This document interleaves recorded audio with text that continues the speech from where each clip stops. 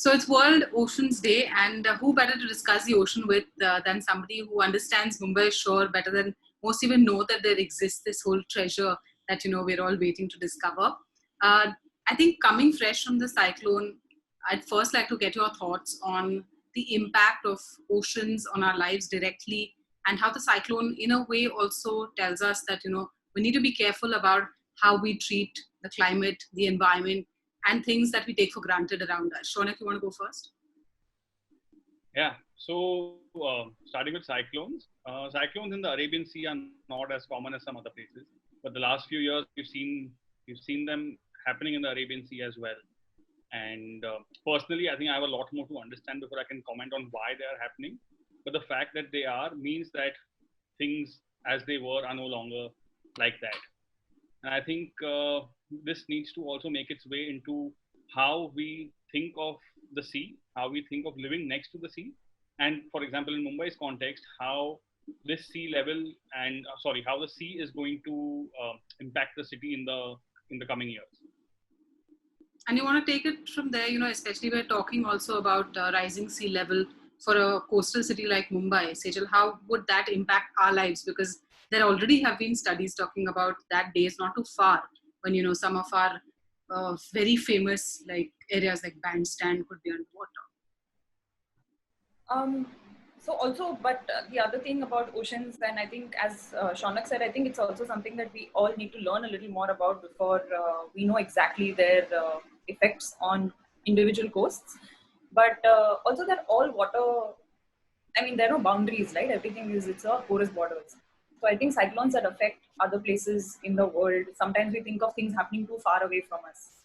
And we think, hey, so how is this going to affect us? For example, even in India itself, when a cyclone went to Orissa and all those places, we watched, but and we felt it. We were like, oh my goodness, this is. But it's so important to understand that it's all connected, right? Everything that affects one ecosystem is definitely going to, at some point, I mean, there's no escaping it really. It will affect you in some way or the other. You may not immediately see it. So even when we were, the cyclone did affect a lot of places just around us in a more harsh way than it affected the city. I think the city, anything natural, I think does not come to the city. Even only viruses. Only viruses are welcome, I think. But jokes aside, I think it's also that even that, though it missed the city in that sense, also affected surrounding areas quite badly.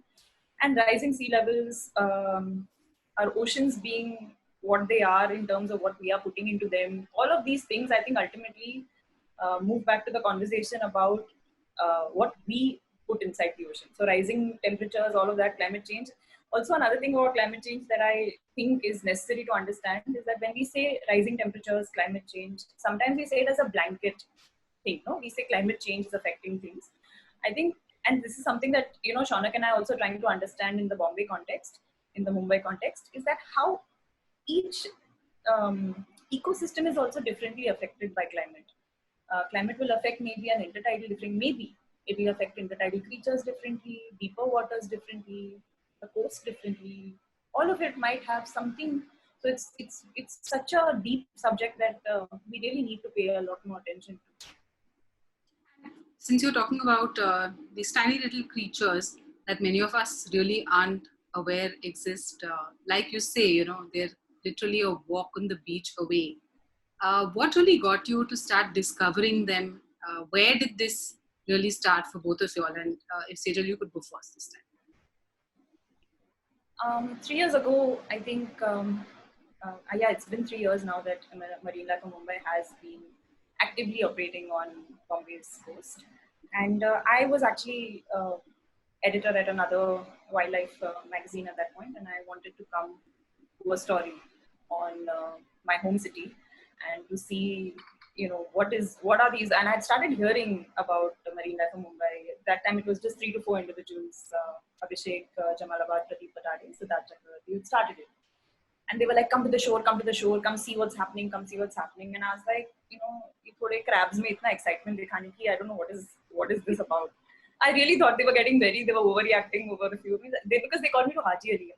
Like, it's one of the most populated shores in our city. I said, यहाँ तो क्या ही दिखेगा? But we went, and 3 years later, I'm still here. So obviously, what I saw was so powerful, and the wildlife that actually you think about wildlife now when you see it. Otherwise, you wouldn't think of them as wild species. And of course, uh, I saw fiddlers and man o' wars and jellies, and so immediate hook. And so I started working with them, and yeah, the rest is, as they say, history. Clearly. Modi, Shaunak has a very interesting story though about how he joined. Yeah. So I saw this account on Instagram, and I saw these photographs of these animals, and which were, some of them were from Mumbai, and never in my life had I heard about any marine life from the city. So I got intrigued, and I messaged these people that I'd like to come see them, and I did not receive a reply for months. Yeah, and eventually one day I met Sejal at one of there was a turtle stranding, and I'd met her there, and we got to talking about this marine life of Mumbai and something that I'd heard, and she said that she does work with them, and they were looking for a person to design their website, and I volunteered for that, and that was my way in, actually. And yeah, now I'm here. 3 years And so later. now, yeah, so now you're on the other side, right? Now you get those kind of surprise reactions, and what do people say when they find out all of these things? People love it. It usually starts with the same thing. It usually starts with the fascination of never having heard of Mumbai having this sort of biodiversity. That's the curiosity that people have, and then they come and explore.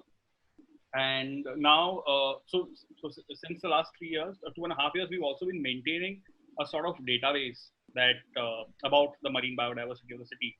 And on our walks, also, along with showing them this biodiversity, we also talk about the importance of documenting it, the importance of getting more people to document this on their own time as well. And now, once the curiosity and the fascination is, the initial curiosity is over, we find more and more people have started contributing to our database on their own. So the database on the website called iNaturalist, and it's very easy to just use their mobile phone app and contribute their data, contribute their photographs to the database. So we've increasingly now, we've been seeing people do that, and that's really encouraging. And I think, oh, sorry, go on. No, go on. I think to also take what people say from there is, I think first they come to the shore, and I know, as we've spoken before, and they say, oh my God, I didn't know what lives here, and it's amazing and all. And moving from there, I think they realize dheere dheere that it's not one random beach ka wildlife. Like even then there is another level to it. Like for example, how forests may, tigers will prefer one place, then reptiles will prefer certain type of habitat, elephants will prefer certain type of vegetation. There's a method to that madness. And it's so mind-blowing to see that a city and a shore in the city also has these, they will also, it's like Bombay real estate, we can say upper intertidal hai, lower intertidal hai, middle intertidal hai. Some creatures will want to make condos like under the sand, some crabs will live in some sort of area. So it's according to their biological, I think, capabilities and what they can resist and they can't resist sunlight or predators or whatever. Uske hisab se they've all figured out where their place on the intertidal is. So what is, I think, also mind-blowing for people to come and see after the fact that they've seen animals is that anywhere on the intertidal is conducive for life to live. So that thing is quite amazing for somebody who has no idea about how wild spaces can operate on the city. And isn't that something that you get asked often, that Mumbai's beaches are so polluted? Where is the scope for wildlife there? Yeah. So that is actually the first thing that most people think of, because the narrative has been so strong around pollution, sewage, and plastic. But what we also need to understand is that in spite of all of these things, there are a lot of animals that live here. And like Sejal said, I want to add to that how they have found their niche. They've adapted to live in a particular environment and in a particular area on the shore. So it is also very important for us to know that one of the reasons why we should be taking our impact, one of the reasons why we should be putting a check on our impact is because these animals have evolved to live in this place. So it's not like they're just going to one day up and go somewhere else. They have to live in the filth that we've created. So it may have a very adverse effect on their life. Yeah, and this is, I think, what a great side effect or byproduct, as you can say, of a shore walk is that they go and see, wow, beautiful, but they also see the effects of their own consumption. So people will come and see that there are Lay's packets, there's plastic, there's their own ghar ki cheezein are littered on the beach. So when they see that also, they are like, these are things that we are only in some way, making it a little difficult for these creatures to live. So while it is not explicitly stated, it is very, very visible on a shore walk that we need to be a little more careful about how we treat ourselves. And if you look at, if one were to be introduced to the range of species, especially marine biodiversity on Mumbai's shores, you know, it's not very normal and natural to think that it's going to be in the hundreds, in the thousands. People are going to think it's just a few, kitna milega. So in that sense, give us a perspective on how much of marine diversity we have right here. To be honest, I feel that we're just scratching the surface.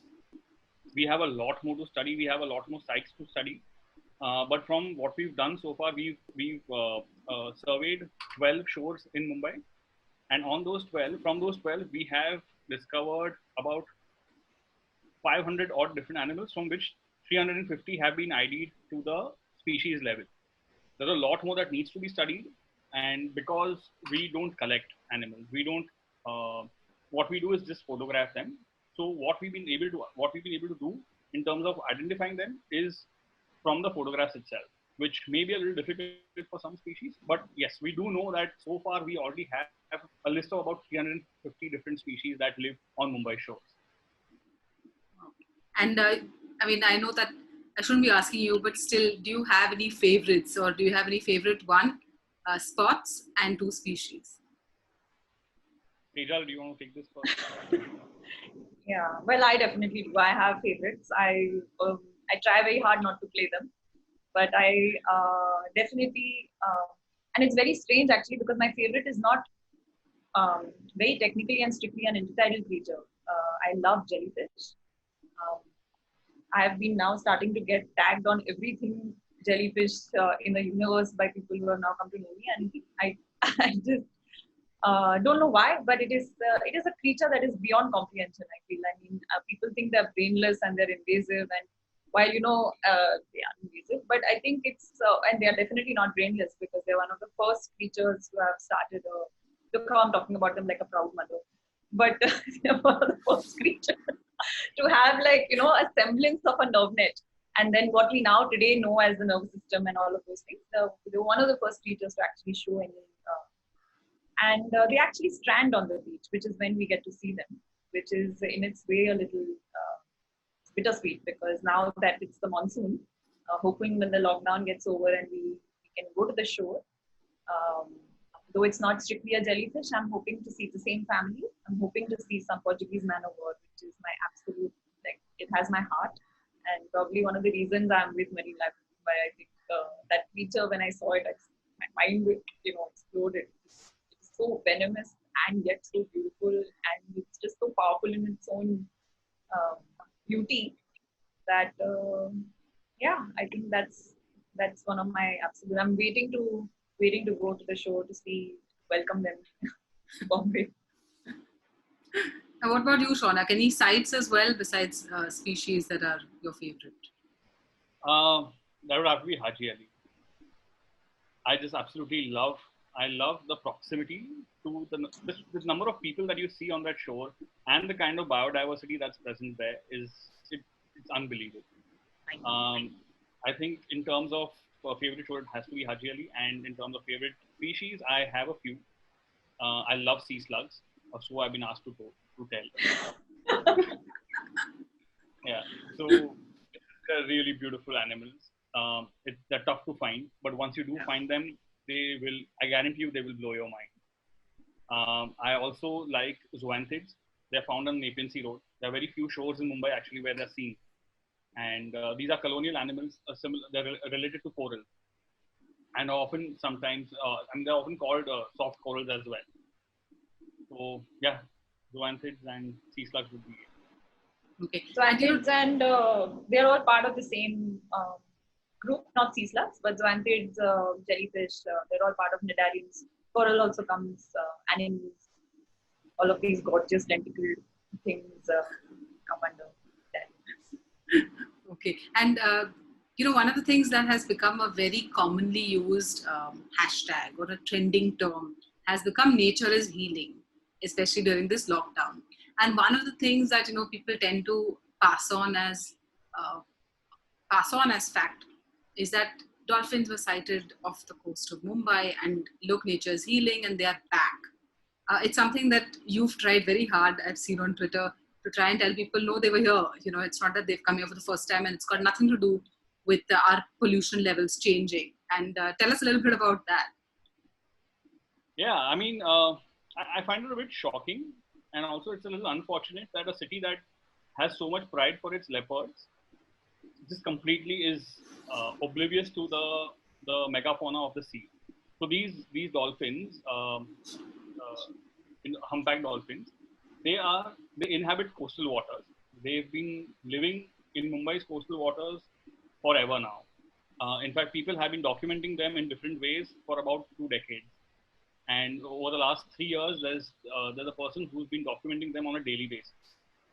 So there is photographic evidence. There's enough evidence to show that these animals have always been there. Yet a vast majority of the city is completely oblivious to their existence. Right? And when something like this happened, when there was a lockdown, and I don't know why, one person saw that there are dolphins there, and it just caught fire. That bit of news that nature is healing. I mean, I'm sure it is somewhere. Like the intertidal is healing because there are fewer people there. I would like to believe. But these dolphins, they've always been there. They've lived in our polluted waters. They have interacted with the fishers. So that another thing that was told, that because there is less fishing going on, that means that they're coming closer. No, in fact, they've been known to eat from the nets. So there's a lot of interaction that they do with fishers. Right? And I think we should take more pride in the animals that inhabit a city like ours. And these animals should then become ambassadors for us to make a strong case to clean our waters up. But when you talk about forests, or you talk about an area inhabited by the leopard, there's immediately this concept of a protected area, and that could be in the form of a national park, a sanctuary, whatever. As far as oceans are concerned, do we have any such protected areas around Mumbai?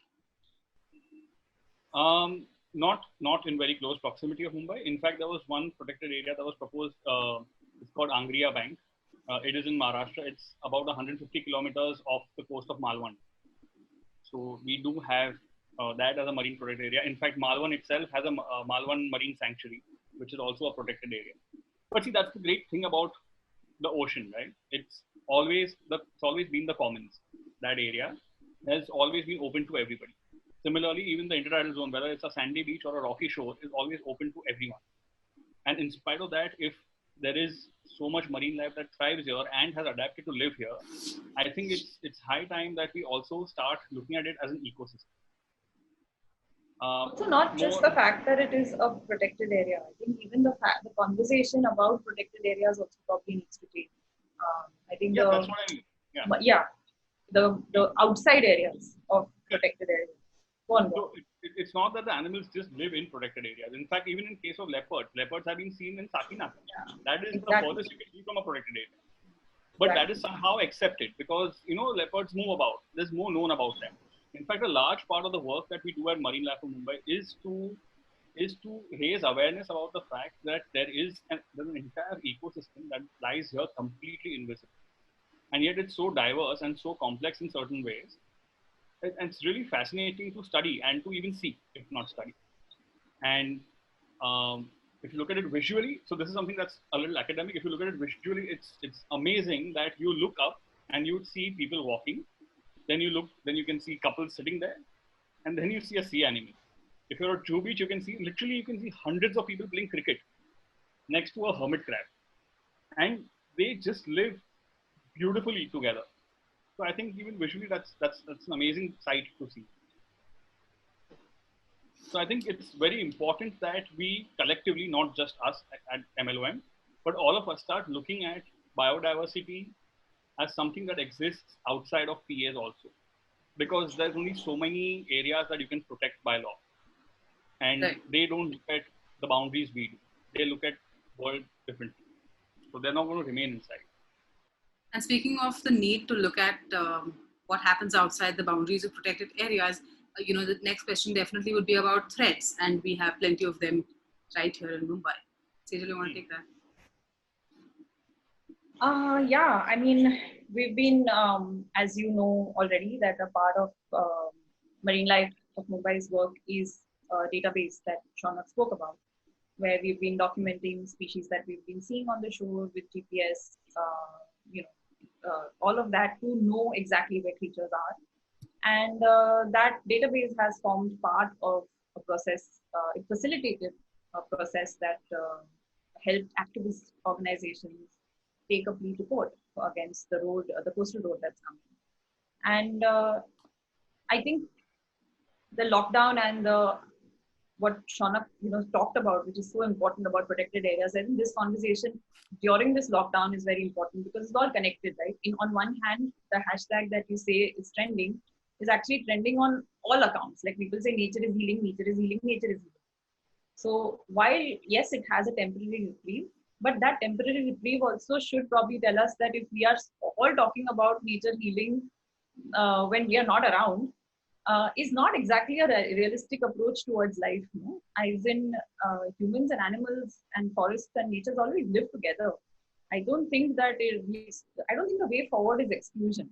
It's probably inclusion. So I think as the conversation, it's so ironic to me that somebody who says nature is healing has no understanding of the threats that we ourselves are going to facilitate. We are already facilitating. I think despite lockdown, certain things continue on the coastal front. So I don't think that that argument about um, the threats being so present and so visible right in front of our eyes, it's all a cycle. Protected areas ke bahar, whatever animals live, we want to protect. Nature is healing is also a whole thing about when you say nature, people think of pristine. They are not thinking of right here outside our windows. So I think the threats that come to us, I think it's now more than ever. I think it's a time to probably be a little aware of. I know it's a little difficult for people to get involved into policies and to understand कि अच्छा क्या हो रहा है, what is happening. But I think so. For example, and something that I actually wanted to talk about is the EIA, which is the Environment Impact Assessment. There are some drafts and some notifications that are going to be, some changes are going to be made to the EIA, and by June 30th. I think when we talk about is nature healing and we want to talk about fighting for nature, environment day, green spaces, I think it's all very nice to do that and we must celebrate those things. But I think this lockdown, if anything, has showed us that we cannot stay blind to threats that we actually are partaking in. So it's not just threats that are happening at a distance. I think they're actively complicit by not wanting to engage. So I think I'd just say that in terms, when we say threats to any sort of nature, biodiversity, urban spaces, the only answer to that, fighting that threat, is arm yourself with information. I know it's tough. I, of all people, am most empathetic towards people who do not probably want to engage with policy. I think there are ways to do that. There are ways to just easily engage with things that are happening that you can take part in. I mean, look at communities like Marine Life of Mumbai. So many other communities who are working on forest areas, non-protected areas, engage. And I think the threats that we are so afraid of then become easy to deal with because we'll understand that. Right now, the fear is also of information that is not clear. No? It's again this threats to nature. But what are these threats? They're actually not very difficult to understand. When you sit with somebody, I would just say the easiest thing to do is just befriend people who you know, and Twitter or social media has opened up so many doors for us. I mean, a lot of us follow, I think only on Twitter and social media to follow scientists who continue to share information that is so relevant to us. Beautiful, yes, of course, but also relevant. So I think it's just necessary to go that when something is difficult to understand, instead of saying, somebody's taking care of it, I think go that step forward and say, what does this mean really? Like, what is this threat? What will it do? Ask that question. I think challenge scientists also, not just policy. I think challenge anything that you don't understand. That probably is the way to combat a threat.